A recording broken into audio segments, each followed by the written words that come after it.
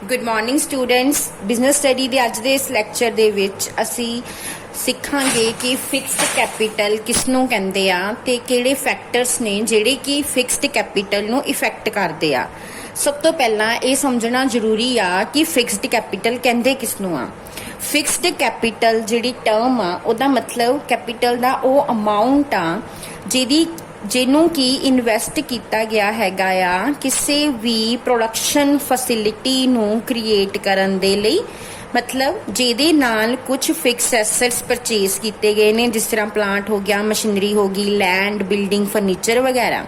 ਸੋ ਇਹ ਜਿਹੜੇ ਐਸੈਟ ਹੈਗੇ ਆ ਇਹ ਫਰਮ ਦੀ ਜਿਸ ਕੈਪੀਟਲ ਦੇ ਜਿਸ ਪਾਰਟ ਨੂੰ ਰਿਪਰੈਜ਼ੈਂਟ ਕਰਦੇ ਆ ਉਹ ਪਾਰਟ ਜਿਹੜਾ ਹੈਗਾ ਉਹ ਫੰਡਸ ਜਿਹੜੇ ਹੈਗੇ ਆ ਪਰਮਾਨੈਂਟਲੀ ਔਰ ਫਿਕਸ ਬੇਸਿਸ ਤੇ ਜਿਹੜੇ ਆ ਉਹ ਇਨਵੋਲਵ ਹੋਏ ਹੁੰਦੇ ਆ। ਸੋ ਬਿਜ਼ਨਸ ਅਗਰ ਚਾਹਵੇ ਵੀ ਤਾਂ ਆਪਣੇ ਇਹਨਾਂ ਐਸੈਟਸ ਨੂੰ ਉਹ ਈਜ਼ੀਲੀ ਡਿਸਪੋਜ਼ ਆਫ ਨਹੀਂ ਕਰ ਸਕਦਾ। ਸੋ ਇਹੀ ਰੀਜ਼ਨ ਆ ਕਿ ਫਿਕਸਡ ਕੈਪੀਟਲ ਨੂੰ ਅਸੀਂ ਬਲੌਕ ਕੈਪੀਟਲ ਵੀ ਕਹਿੰਦੇ ਆ। ਸੋ ਫਿਕਸ ਕੈਪੀਟਲ ਕਿਹੜੀ ਆ? ਕੈਪੀਟਲ ਦਾ ਉਹ ਪੋਰਸ਼ਨ ਜਿਹੜਾ ਕਿ ਤੁਸੀਂ ਇਨਵੈਸਟ ਕੀਤਾ ਆ ਫਿਕਸਡ ਐਸੈਟਸ ਨੂੰ ਪਰਚੇਸ ਕਰਨ ਦੇ ਲਈ। ਮਤਲਬ ਕੈਪੀਟਲ ਦਾ ਉਹ ਪੋਰਸ਼ਨ, ਉਹ ਫੰਡਸ ਜਿਨ੍ਹਾਂ ਨੂੰ ਯੂਜ਼ ਕਰਕੇ ਤੁਸੀਂ ਫਿਕਸਡ ਐਸੈਟਸ ਖਰੀਦੇ ਨੇ ਉਹਨਾਂ ਨੂੰ ਫਿਕਸਡ ਕੈਪੀਟਲ ਕਿਹਾ ਜਾਂਦਾ ਆ। ਜਿਹੜੇ ਸਾਡੇ ਫਿਕਸਡ ਐਸੈਟਸ ਆ ਉਹਨਾਂ ਦਾ ਮਤਲਬ ਇਹ ਨਹੀਂ ਹੈਗਾ ਕਿ ਉਹ ਕਿਸੇ ਚੀਜ਼ ਦੇ ਨਾਲ ਅਟੈਚ ਨੇ, ਲੈਂਡ ਨਾਲ ਅਟੈਚ ਨੇ, ਫਿਕਸ ਨੇ, ਤੁਸੀਂ ਉਹਨਾਂ ਨੂੰ ਹਿਲਾ ਨਹੀਂ ਸਕਦੇ, ਮੂਵ ਨਹੀਂ ਕਰ ਸਕਦੇ। ਨੋ, ਕਿ ਫਿਕਸ ਐਸੈਟਸ ਦਾ ਮਤਲਬ ਆ ਕਿ ਉਹ ਵੈਲਿਊ ਦੇ ਵਿੱਚ ਫਿਕਸ ਨੇ। ਫਿਕਸ ਐਸੈਟ ਦਾ ਮਤਲਬ ਆ ਕਿ ਅਗਰ ਤੁਸੀਂ ਉਹਨਾਂ ਨੂੰ ਪਰਚੇਸ ਕੀਤਾ ਆ ਤਾਂ ਉਹ ਤੁਸੀਂ ਮੋਰ ਦੈਨ 1 ਈਅਰ ਉਹਨਾਂ ਨੂੰ ਯੂਜ਼ ਕਰਨਾ ਆ ਔਰ ਮੋਰ ਦੈਨ 1 ਈਅਰ ਤੋਂ ਬਾਅਦ ਹੀ ਤੁਸੀਂ ਉਹਨਾਂ ਨੂੰ ਜਿਹੜਾ ਹੈਗਾ ਆ ਡਿਸਪੋਜ਼ ਆਫ ਕਰਨ ਬਾਰੇ ਸੋਚਣਾ ਆ। ਸੋ ਜਿਸ ਤਰ੍ਹਾਂ ਮੰਨ ਲਓ ਕਿ ਤੁਸੀਂ ਆਪਣੇ ਬਿਜ਼ਨਸ ਨੂੰ ਚਲਾਉਣ ਦੇ ਲਈ ਲੈਂਡ ਖਰੀਦੀ ਆ, ਪਲਾਂਟ ਖਰੀਦਿਆ ਆ, ਮਸ਼ੀਨਰੀ ਖਰੀਦੀ ਆ। ਸੋ ਇਹ ਸਾਰੀਆਂ ਚੀਜ਼ਾਂ ਲਈ ਜੋ ਤੁਸੀਂ ਫੰਡਸ ਇਨਵੈਸਟ ਕੀਤੇ ਨੇ ਉਹਨਾਂ ਨੂੰ ਅਸੀਂ ਫਿਕਸਡ ਐਸੈਟਸ ਕਿਹਾ ਜਾਂਦਾ ਆ। ਸੋ ਇਹਨਾਂ ਫੰਡਸ ਦੀ ਸਾਨੂੰ ਜ਼ਰੂਰਤ ਇਸ ਲਈ ਆ, ਇਹਨਾਂ ਐਸੈਟਸ ਦੀ ਜ਼ਰੂਰਤ ਇਸ ਲਈ ਆ ਕਿਉਂਕਿ ਅਸੀਂ ਆਪਣੀਆਂ ਮੈਨੂਫੈਕਚਰਿੰਗ ਕੈਪੇਬਿਲਿਟੀਜ਼ ਜਿਹੜੀਆਂ ਹੈਗੀਆਂ ਆ ਉਹਨਾਂ ਨੂੰ ਕ੍ਰੀਏਟ ਕਰਨਾ ਆ ਜਾਂ ਫਿਰ ਉਹਨਾਂ ਨੂੰ ਇਨਕਰੀਜ਼ ਕਰਨਾ ਆ। ਔਰ ਜਿਹੜੇ ਅਦਰ ਐਸੈਟਸ ਹੁੰਦੇ ਆ, ਜਿਹੜੇ ਤੁਹਾਡੀ ਕੈਸ਼ ਆ, ਡੈਟਰਸ ਨੇ, ਸਟਾਕ ਨੇ, ਉਹ ਸਾਰੇ ਤੁਹਾਡੇ ਕਰੰਟ ਐਸੈਟਸ ਹੁੰਦੇ ਆ। ਉਹਨਾਂ ਨੂੰ ਤੁਸੀਂ within 1 year he dispose of ਕਰ ਦੇਣਾ ਹੁੰਦਾ ਆ। ਬਟ ਜਿਹੜੇ ਸਾਡੇ ਫਿਕਸ ਐਸੈਟਸ ਹੁੰਦੇ ਆ ਉਹਨਾਂ ਨੂੰ ਤੁਸੀਂ ਆਫਟਰ 1 ਈਅਰ ਬਾਅਦ ਡਿਸਪੋਜ਼ ਆਫ ਕਰਨਾ ਆ। ਸੋ ਤੁਸੀਂ ਉਹਨਾਂ ਨੂੰ ਮੋਰ ਦੈਨ 1 ਈਅਰ ਜਿਹੜਾ ਹੈਗਾ ਆ ਯੂਜ਼ ਕਰਨਾ ਹੁੰਦਾ ਆ।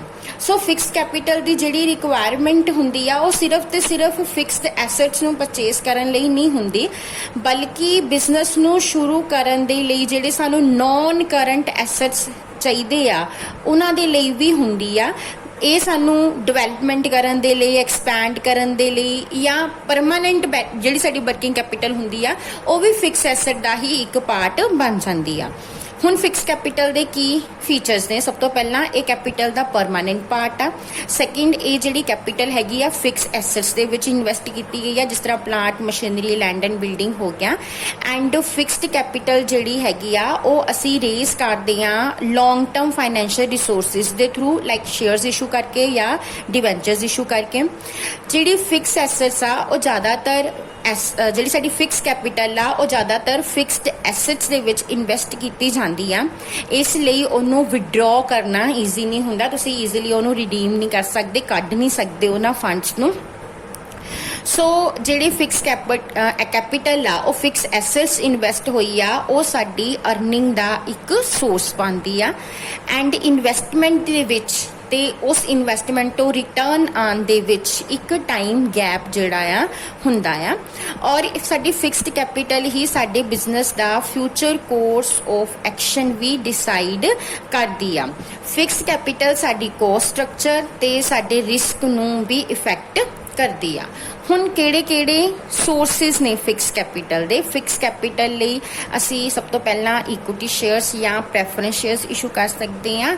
ਸੈਕਿੰਡ, ਅਸੀਂ ਡਿਵੈਂਚਰਸ ਵੀ ਇਸ਼ੂ ਕਰ ਸਕਦੇ ਆ। ਉਸ ਤੋਂ ਇਲਾਵਾ ਥਰਡ ਦੇ ਵਿੱਚ ਕੀ ਆ ਕਿ ਅਸੀਂ ਕੋਈ ਲੌਂਗ ਟਰਮ ਲੋਨ ਵੀ ਲੈ ਸਕਦੇ ਆ ਬੈਂਕ ਦੇ ਕੋਲੋਂ ਜਾਂ ਫਾਈਨੈਂਸ਼ੀਅਲ ਇੰਸਟੀਟਿਊਸ਼ਨ ਦੇ ਕੋਲੋਂ।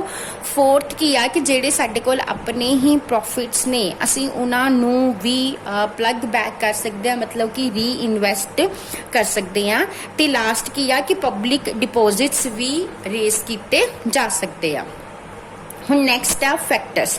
ਕਿਹੜੇ ਫੈਕਟਰਸ ਨੇ ਜਿਹੜੇ ਕਿ ਫਿਕਸਡ ਕੈਪੀਟਲ ਦੀਆਂ ਰਿਕੁਆਇਰਮੈਂਟਸ ਨੂੰ ਅਫੈਕਟ ਕਰਦੇ ਹੈਗੇ ਆ। ਬਹੁਤ ਸਾਰੇ ਇੰਪੋਰਟੈਂਟ ਫੈਕਟਰਸ ਨੇ ਜਿਹੜੇ ਕਿ ਡਿਸਾਈਡ ਕਰਦੇ ਆ ਕਿ ਫਿਕਸ ਕੈਪੀਟਲ ਕਿੰਨੀ ਹੋਣੀ ਚਾਹੀਦੀ ਆ। ਸਭ ਤੋਂ ਪਹਿਲਾ ਹੈ ਨੇਚਰ ਆਫ ਦਾ ਬਿਜ਼ਨਸ। ਸਾਡੀ ਫਿਕਸ ਕੈਪੀਟਲ ਦੀ ਰਿਕੁਆਇਰਮੈਂਟ ਸਾਡੇ ਬਿਜ਼ਨਸ ਦੀ ਨੇਚਰ ਤੇ ਡਿਪੈਂਡ ਕਰਦੀ ਆ। ਜਿਹੜੀਆਂ ਕਿ ਪਬਲਿਕ ਯੂਟਿਲਿਟੀ ਅੰਡਰਟੇਕਿੰਗਸ ਨੇ, ਇਲੈਕਟ੍ਰਿਸਿਟੀ, ਵਾਟਰ ਸਪਲਾਈ, ਰੇਲਵੇ, ਉਹਨਾਂ ਨੂੰ ਫਿਕਸ ਐਸੈਟਸ ਵਿੱਚ ਇਨਵੈਸਟ ਕਰਨ ਲਈ ਬਹੁਤ ਸਾਰੇ ਫੰਡਸ ਦੀ ਜ਼ਰੂਰਤ ਹੁੰਦੀ ਆ। ਸੋ ਉਹਨਾਂ ਦੀ ਫਿਕਸਡ ਕੈਪੀਟਲ ਦੀ ਰਿਕੁਆਇਰਮੈਂਟ ਜ਼ਿਆਦਾ ਹੁੰਦੀ ਆ। ਬਟ ਜਿਹੜੀਆਂ ਦੂਸਰੀਆਂ ਨੇ ਟ੍ਰੇਡਿੰਗ ਤੇ ਫਾਈਨੈਂਸ਼ੀਅਲ ਫਰਮਸ ਨੇ, ਉਹਨਾਂ ਨੂੰ ਘੱਟ ਫਿਕਸ ਕੈਪੀਟਲ ਦੀ ਜ਼ਰੂਰਤ ਹੁੰਦੀ ਆ। ਇਸੇ ਤਰ੍ਹਾਂ ਮੈਨੂਫੈਕਚਰਿੰਗ ਕੰਸਰਨ ਨੂੰ ਜ਼ਿਆਦਾ ਫਿਕਸਡ ਕੈਪੀਟਲ ਚਾਹੀਦੀ ਹੁੰਦੀ। ਉਹਨਾਂ ਨੇ ਆਪਣੀਆਂ ਪ੍ਰੋਡਕਸ਼ਨ ਫੈਸਿਲਿਟੀਜ਼ ਸੈਟਅਪ ਕਰਨੀਆਂ ਹੁੰਦੀਆਂ ਆ, ਫਿਕਸ ਐਸੈਟਸ ਦੇ ਵਿੱਚ ਜ਼ਿਆਦਾ ਇਨਵੈਸਟ ਕਰਨਾ ਹੁੰਦਾ ਆ। ਸੋ ਬਿਜ਼ਨਸ ਦੀ ਨੇਚਰ ਕੀ ਆ ਉਹ ਵੀ ਡਿਸਾਈਡ ਕਰਦੀ ਆ ਕਿ ਤੁਹਾਡੀ ਫਿਕਸਡ ਕੈਪੀਟਲ ਦੀ ਰਿਕੁਆਇਰਮੈਂਟ ਕਿੰਨੀ ਹੋਏਗੀ। ਨੈਕਸਟ ਆ ਤੁਹਾਡੇ ਆਪਰੇਸ਼ਨਸ ਦਾ ਸਾਈਜ਼।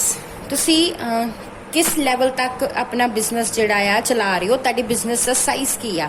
ਜਿੰਨਾ ਤੁਹਾਡੇ ਬਿਜ਼ਨਸ ਦਾ ਸਾਈਜ਼ ਜ਼ਿਆਦਾ ਹੋਏਗਾ ਉਨੀ ਹੀ ਤੁਹਾਡੀ ਫਿਕਸਡ ਕੈਪੀਟਲ ਦੀ ਰਿਕੁਆਇਰਮੈਂਟ ਵੀ ਜ਼ਿਆਦਾ ਹੋਏਗੀ, ਤੇ ਜਿੰਨਾ ਤੁਹਾਡਾ ਬਿਜ਼ਨਸ ਦਾ ਸਾਈਜ਼ ਘੱਟ ਹੋਏਗਾ ਉਨੀ ਤੁਹਾਡੀ ਫਿਕਸਡ ਕੈਪੀਟਲ ਦੀ ਰਿਕੁਆਇਰਮੈਂਟ ਵੀ ਘੱਟ ਹੋਏਗੀ। ਥਰਡ ਹੈ ਚੁਆਇਸ ਆਫ ਟੈਕਨੀਕ। ਹੁਣ ਸਾਡੀ ਫਿਕਸਡ ਕੈਪੀਟਲ ਜਿਹੜੀ ਆ ਉਹ ਸਾਡੀ ਪ੍ਰੋਡਕਸ਼ਨ ਟੈਕਨੀਕ ਤੇ ਵੀ ਡਿਪੈਂਡ ਕਰਦੀ ਆ ਕਿ ਅਸੀਂ ਪ੍ਰੋਡਕਸ਼ਨ ਟੈਕਨੀਕ ਕਿਹੜੀ ਯੂਜ਼ ਕਰ ਰਹੇ ਆ। ਅਗਰ ਅਸੀਂ ਆਟੋਮੈਟਿਕ ਮਸ਼ੀਨਰੀਜ਼ ਯੂਜ਼ ਕਰ ਰਹੇ ਆ, ਮਤਲਬ ਆਪਾਂ ਜ਼ਿਆਦਾਤਰ ਮਸ਼ੀਨਰੀਜ਼ ਤੇ ਡਿਵੈਲਪ ਹੈਗੀਆਂ, ਲੇਬਰ ਨੂੰ ਘੱਟ ਯੂਜ਼ ਕਰ ਰਹੇ ਆ, ਤਾਂ ਫਿਰ ਉੱਥੇ ਸਾਨੂੰ ਜ਼ਿਆਦਾ ਫਿਕਸਡ ਕੈਪੀਟਲ 'ਚ ਇਨਵੈਸਟ ਕਰਨ ਦੀ ਜ਼ਰੂਰਤ ਪੈਂਦੀ ਆ। ਬਟ ਅਗਰ ਅਸੀਂ ਜਿਹੜਾ ਹੈਗਾ ਆ ਸਾਡੇ ਪ੍ਰੋਡਕਸ਼ਨ ਮੈਥਡ ਸਿੰਪਲ ਨੇ, ਅਸੀਂ ਲੇਬਰ ਜ਼ਿਆਦਾ ਯੂਜ਼ ਕਰ ਰਹੇ ਆ, ਮਸ਼ੀਨਰੀ ਘੱਟ ਯੂਜ਼ ਕਰ ਰਹੇ ਆ, ਫਿਰ ਉੱਥੇ ਸਾਨੂੰ ਸਾਡੀ ਫਿਕਸਡ ਕੈਪੀਟਲ ਦੀ ਰਿਕੁਆਇਰਮੈਂਟ ਜਿਹੜੀ ਆ ਉਹ ਘੱਟ ਹੁੰਦੀ ਆ।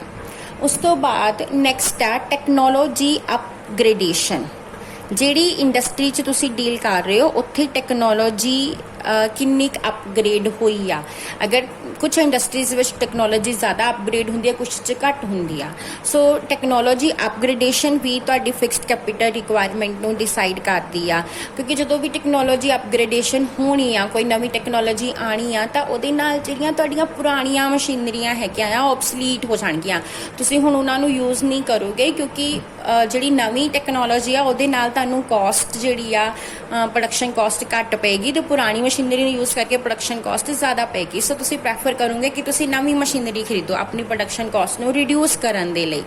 ਸੋ ਇਸ ਲਈ ਵੀ ਸਾਡੀ ਜਿਹੜੀ ਆ ਫਿਕਸ ਕੈਪੀਟਲ ਦੀ ਰਿਕੁਆਇਰਮੈਂਟ ਵੱਧ ਜਾਏਗੀ। ਨੈਕਸਟ ਪੁਆਇੰਟ ਹੈਗਾ ਗਰੋਥ ਪ੍ਰੋਸਪੈਕਟ। ਕੰਪਨੀ ਜਿਹੜੀਆਂ ਤਾਂ ਐਕਸਪੈਂਡ ਕਰ ਰਹੀਆਂ ਹੁੰਦੀਆਂ ਆ, ਜਿਨ੍ਹਾਂ ਦੀ ਬਹੁਤ ਜ਼ਿਆਦਾ ਗਰੋਥ ਪਲਾਨ ਹੁੰਦੇ ਆ, ਉਹਨਾਂ ਨੂੰ ਜ਼ਿਆਦਾ ਫਿਕਸ ਕੈਪੀਟਲ ਦੀ ਲੋੜ ਹੁੰਦੀ ਆ ਐਡੀਸ਼ਨਲ ਪ੍ਰੋਡਕਸ਼ਨ ਫੈਸਿਲਿਟੀਜ਼ ਨੂੰ ਕ੍ਰੀਏਟ ਕਰਨ ਦੇ ਲਈ, ਕਿਉਂਕਿ ਉਹਨਾਂ ਨੂੰ ਜ਼ਿਆਦਾ ਮਸ਼ੀਨਰੀਜ਼ ਖਰੀਦਣੀਆਂ ਪੈਂਦੀਆਂ ਆ, ਜ਼ਿਆਦਾ ਪ੍ਰੋਡਕਸ਼ਨ ਇਨਫਰਾਸਟ੍ਰਕਚਰ ਜਿਹੜਾ ਹੈਗਾ ਉਹ ਜ਼ਿਆਦਾ ਫੰਡਸ ਦੀ ਨੂੰ ਰਿਕੁਆਇਰ ਕਰਦਾ ਆ। ਉਸ ਤੋਂ ਬਾਅਦ ਨੈਕਸਟ ਹੈ 6th ਪੁਆਇੰਟ ਆ ਡਾਈਵਰਸੀਫਿਕੇਸ਼ਨ। ਜਿਹੜੀਆਂ ਕੰਪਨੀਜ਼ ਆਪਣੀਆਂ ਐਕਟੀਵਿਟੀਜ਼ ਨੂੰ ਡਾਈਵਰਸੀਫਾਈ ਕਰਨਾ ਚਾਹੁੰਦੀਆਂ ਆ। ਡਾਈਵਰਸੀਫਿਕੇਸ਼ਨ ਦਾ ਮਤਲਬ ਆ ਕਿ ਤੁਸੀਂ ਜ਼ਿਆਦਾ ਪ੍ਰੋਡਕਟਸ ਦੇ ਵਿੱਚ ਡੀਲ ਕਰੋ, ਜ਼ਿਆਦਾ ਰੇਂਜ ਆਫ ਪ੍ਰੋਡਕਟਸ ਜਿਹੜੇ ਹੈਗੇ ਉਹ ਆਪਣੇ ਬਿਜ਼ਨਸ ਦੇ ਵਿੱਚ ਇਨਵੋਲਵ ਕਰੋ। ਸੋ ਜਿੰਨੀ ਜ਼ਿਆਦਾ ਡਾਈਵਰਸੀਫਿਕੇਸ਼ਨ ਤੁਸੀਂ ਕਰੋਗੇ ਉਨੀ ਹੀ ਜ਼ਿਆਦਾ ਤੁਹਾਨੂੰ ਫਿਕਸ ਕੈਪੀਟਲ ਦੀ ਰਿਕੁਆਇਰਮੈਂਟ ਹੋਏਗੀ, ਕਿਉਂਕਿ ਉਨੀ ਹੀ ਜ਼ਿਆਦਾ ਤੁਹਾਨੂੰ ਪਲਾਂਟ ਐਂਡ ਮਸ਼ੀਨਰੀ ਚਾਹੀਦੀ ਹੋਊਗੀ। ਨੈਕਸਟ ਹੈ ਫਾਈਨੈਂਸ਼ੀਅਲ ਅਲਟਰਨੇਟਿਵ। ਸਾਡੀ ਫਾਈਨੈਂਸ਼ੀਅਲ ਅਲਟਰਨੇਟਿਵ ਦੀ ਜਿਹੜੀ ਅਵੇਲੇਬਿਲਿਟੀ ਆ ਉਹ ਵੀ ਇਨਫਲੂਐਂਸ ਕਰਦੀ ਆ ਫਿਕਸ ਕੈਪੀਟਲ ਦੀ ਰਿਕੁਆਇਰਮੈਂਟ ਨੂੰ। ਅਗਰ ਕੰਪਨੀ ਦੇ ਕੋਲ ਲੀਜ਼ਿੰਗ ਫੈਸਿਲਿਟੀ ਹੈਗੀ ਆ, ਮਤਲਬ ਉਹ fix assets through on a lease ਲੈ ਸਕਦੇ ਹੈਗੇ ਆ, ਤਾਂ ਫਿਰ ਤਾਂ ਉਹਨਾਂ ਦੀ ਫਿਕਸ ਕੈਪੀਟਲ ਦੀ ਰਿਕੁਆਇਰਮੈਂਟ ਘੱਟ ਹੋਏਗੀ। ਬਟ ਸਿਮਿਲਰਲੀ ਅਗਰ ਕੰਪਨੀਜ਼ ਨੂੰ ਜਿਹੜਾ ਹੈਗਾ ਆ ਖੁਦ ਲੀਜ਼ਿੰਗ ਫੈਸਿਲਿਟੀ ਅਵੇਲੇਬਲ ਨਹੀਂ ਹੈਗੀ, ਉਹਨਾਂ ਨੂੰ ਜ਼ਿਆਦਾਤਰ ਪਲਾਂਟ ਐਂਡ ਮਸ਼ੀਨਰੀ ਪਰਚੇਸ ਕਰਨੀਆਂ ਪੈਂਦੀਆਂ ਹੈਗੀਆਂ, ਤਾਂ ਉੱਥੇ ਉਹਨਾਂ ਦੀ ਫਿਕਸਡ ਕੈਪੀਟਲ ਦੀ ਰਿਕੁਆਇਰਮੈਂਟ ਵੀ ਜ਼ਿਆਦਾ ਹੋਏਗੀ। ਉਸ ਤੋਂ ਬਾਅਦ ਲਾਸਟ ਪੁਆਇੰਟ ਹੈਗਾ ਲੈਵਲ ਆਫ ਕੋਲੈਬੋਰੇਸ਼ਨ। ਤੁਹਾਡਾ ਬਾਕੀ ਆਰਗੇਨਾਈਜੇਸ਼ਨ ਨਾਲ ਕੋਲੈਬੋਰੇਸ਼ਨ ਦਾ ਲੈਵਲ ਕੀ ਆ, ਇਹ ਵੀ ਤੁਹਾਡੀ ਫਿਕਸਡ ਕੈਪੀਟਲ ਰਿਕੁਆਇਰਮੈਂਟ ਨੂੰ ਇਫੈਕਟ ਕਰਦਾ ਆ। ਅਗਰ ਕੰਪਨੀਆਂ ਦਾ ਬਾਕੀ ਕੰਪਨੀਆਂ ਦੇ ਨਾਲ ਜੁਆਇੰਟ ਵੈਂਚਰ ਹੈਗਾ ਆ ਤਾਂ ਫਿਰ ਉਹ ਹੋਰ ਕੰਪਨੀਆਂ ਦੀ ਪ੍ਰੋਡਕਸ਼ਨ ਫੈਸਿਲਿਟੀਜ਼ ਨੂੰ ਯੂਜ਼ ਕਰ ਸਕਦੀਆਂ ਆ, ਆਪਸ ਦੇ ਵਿੱਚ ਪ੍ਰੋਡਕਸ਼ਨ ਫੈਸਿਲਿਟੀਜ਼ ਨੂੰ ਸ਼ੇਅਰ ਕਰ ਸਕਦੀਆਂ ਆ। ਸੋ ਫਿਕਸ ਕੈਪੀਟਲ ਦੀ ਰਿਕੁਆਇਰਮੈਂਟ ਜਿਹੜੀ ਆ ਘੱਟ ਹੋਏਗੀ। ਬਟ दूसरी साइड पे अगर देखिए कि अगर कंपनीज कोलैबोरेशंस ਨੂੰ ਅਵੋਇਡ ਕਰਦੀਆਂ, ਇੰਡੀਪੈਂਡੈਂਟਲੀ ਰਨ ਕਰਦੀਆਂ ਆ, ਤਾਂ ਫਿਰ ਉਹਨਾਂ ਦੀ ਫਿਕਸਡ ਕੈਪੀਟਲ ਦੀ ਰਿਕੁਆਇਰਮੈਂਟ ਵੀ ਜ਼ਿਆਦਾ ਹੋਏਗੀ। ਸੋ ਇਹ ਸਾਰੇ ਫੈਕਟਰਸ ਨੇ ਜਿਹੜੇ ਕਿ ਸਾਡੀ ਫਿਕਸਡ ਕੈਪੀਟਲ ਨੂੰ ਇਫੈਕਟ ਕਰਦੇ ਨੇ। Thank you.